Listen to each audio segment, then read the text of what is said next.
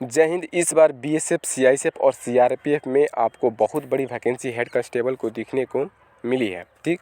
और इस बार बीएसएफ और सीआरपीएफ ने बहुत दिनों के बाद अपने विभाग में हेड कांस्टेबल पोस्ट की ऑनलाइन थ्रू वैकेंसियाँ निकाली है। सीआईएसएफ तो हमेशा थोड़ा आता जाता रहता है, ठीक है।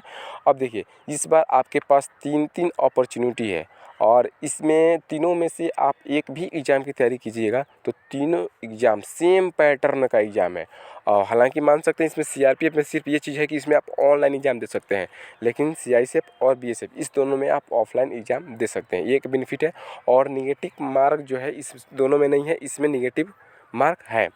तो ये थोड़ा सा जो इनमें जो विभिन्नता थी वो चीज़ आपको मैंने बता दिया। लेकिन इस बार बहुत बड़ी एक अपॉर्चुनिटी है ये चीज़। हेड कांस्टेबल पोस्ट का जब आप देखिएगा जॉब प्रोफाइल, इसमें बहुत अच्छी जॉब प्रोफाइल होती है। हालांकि इस बार इस एग्ज़ाम में जो एसएससी के लड़के होते हैं और जो रेलवे के जो तैयारी करते हैं वो सारे के सारे लड़के इस पोस्ट के लिए फ़ाइट करेंगे। और क्योंकि वो इस पोस्ट की वैल्यू को समझते हैं कि कितने बड़ी पोस्ट है ये। जब आप सेना में हेड कांस्टेबल के पोस्ट पर जाइएगा तो एक अलग ही रुतबा होता है, ठीक।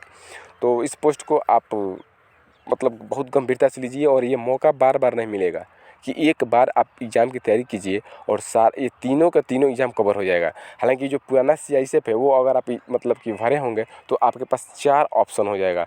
अगर इस 4 ऑप्शन में आपके पास जॉब नहीं हो पाता है, अगर आप तैयारी नहीं कर पाते हैं तो सोचिए कि आप क्या फील कर पाइएगा आगे जा कर के। देखिए, तो सबसे पहले ये चीज़ हो गया कि आपके पास 3-3 मौका है और एक ही बार अगर आप किसी भी एग्ज़ाम की तैयारी कीजिएगा तो तैयारी हो जाएगा। और इसमें सबसे बड़ी बात आती है कि एग्ज़ाम की तैयारी कैसे करें और कौन सी बुक से करें, सबसे बड़ी ये चीज़ हो जाती है, कौन सी बुक से करें। और एग्ज़ाम और टाइपिंग आपको दोनों साथ करना चाहिए कि नहीं करना चाहिए, और दोनों एक साथ करते हैं तो कैसे कर पाइएगा और कट ऑफ कितना जाएगा, ये सारा डाउट आपके मन में बना होगा कि आखिर एग्ज़ाम की तैयारी करें तो कैसे करें।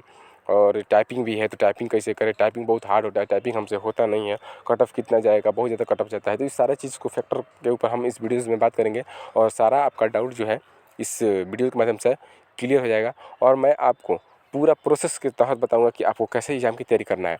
सबसे पहले देखिए, एग्ज़ाम की तैयारी कैसे करें। देखिए, बहुत सारा जो कैंडिडेट होंगे, चाहे लोग होंगे, ऐसा है कि उनका कहते हैं कि मेरा मैथ तो बहुत वीक है, मैथ हो ही नहीं पाएगा, और ये कहें तो ये रीजनिंग नहीं हो पाता है, फिर से हिंदी है इसमें, और जीके जीएस है, साइंस भी है। तो इस सब चीज़ को कवर करना थोड़ा सा कठिन हो जाता है।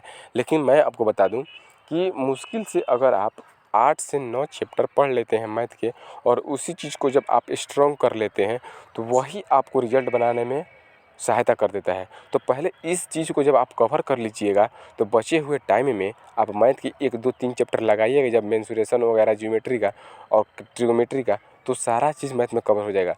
अचानक से एक चीज़ कवर नहीं होता है। और उसी प्रकार रीजनिंग, देखिए रीजनिंग में मुश्किल से 3 चैप्टर या 4 चैप्टर पढ़ना आवश्यकता होता है और सारा का सारा क्वेश्चन आपके माइंड बेसिक्स पर बन जाता है। हालांकि आप जब कोडिंग डिकोडिंग जब आपके ऊपर आता है तो पहले जो शुरू में आप कोडिंग डिकोडिंग चैप्टर नहीं जानते थे, हालांकि आप इस चीज़ को जान पाते थे कि किस प्रकार से बनेगा, ठीक। उसी प्रकार रीजनिंग में बहुत सारे ऐसे क्वेश्चन होते हैं जो आपके माइंड के ऊपर होता है। और 2-3 चैप्टर पढ़ लीजिएगा, कैलेंडर क्लॉक वगैरह, ये सब कथन कारक निष्कर्ष होता है, उस सबको पढ़ना होता है थोड़ा सा। तो इस प्रकार से आपका जो मैथ और रीजनिंग कवर होगा। अब आप किसी टीचर को पकड़ लीजिए ऑनलाइन में, या कोई बैच परचेज किए हैं। देखिए, इस बार आप सोचिएगा कि बैच परचेज करें, यहाँ से बैच परचेज करें कि ना करें, तो उसमें आपको दिक्कत का सामना होना पड़ेगा। आप कहीं जाइए, किसी यूट्यूब चैनल पर बहुत सारा फ्री है, वहाँ से आप मैथ और रीजनिंग कवर कर सकते हैं। डेली कम से कम मान लीजिए कि डेली नहीं कर पाइएगा तो 2 दिन में 1 चैप्टर कीजिए, 3 दिन में एक चैप्टर कीजिए। मेहनत तो आपको करना पड़ेगा क्योंकि आप शुरू में पढ़े नहीं हैं, तो आपको मेहनत करना पड़ेगा। और जिनका भी कवर है तो वो तो रिवाइज करेंगे ही करेंगे। अब देखिए, बात आती है कि एग्ज़ाम के साथ साथ टाइपिंग क्यों करें और टाइपिंग किस प्रकार से करें। देखिए, टाइपिंग मान लीजिए आप एग्ज़ाम निकाल लेते हैं तो एग्ज़ाम तो निकाल लिए, अब सोचिए जब एग्ज़ाम निकाल लीजिएगा और टाइपिंग के लिए छँट जाइए तो कितनी बड़ी बात है, कितनी दुख की बात है कि हम टाइपिंग के लिए छँटे। एक तो एग्ज़ाम नहीं निकलता है, उस पर से टाइपिंग के लिए छँट गए।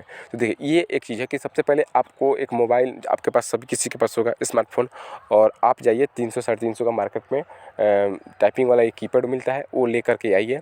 और उसके साथ एक कनेक्टर मिलता है जो आपको ओटीजी होता है, उसको कनेक्ट कर दीजिएगा अपने मोबाइल में, और वहाँ से टाइपिंग पर अपने हाथ को पहले बैठाइए और टाइपिंग के लिए वीडियोस देखिए यूट्यूब पर कि टाइपिंग कैसे सीखें।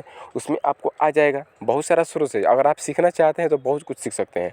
और वहाँ से आपको होम रो, टॉप रो, ये सब बता देगा हल्का फुल्का, जिससे कि आपका हाथ बढ़ जाए। और हाथ जब बढ़ जाएगा तो आप नियर कहीं भी मतलब कि जो आपको सिखाते हैं टाइपिंग, वहाँ आप जा कर के आधे से 1 घंटा ज़रूर दीजिए। अगर हो सके आपके पास लैपटॉप है, मोबाइल में कीपैड है, तो वहाँ से भी आप कर सकते हैं, कोई मतलब इशू नहीं है। वहाँ भी जाइएगा, जहाँ सिखाते हैं लोग वही चीज़ सिखाएंगे जो कि आप मोबाइल से सीख करके यहाँ से काम करेंगे।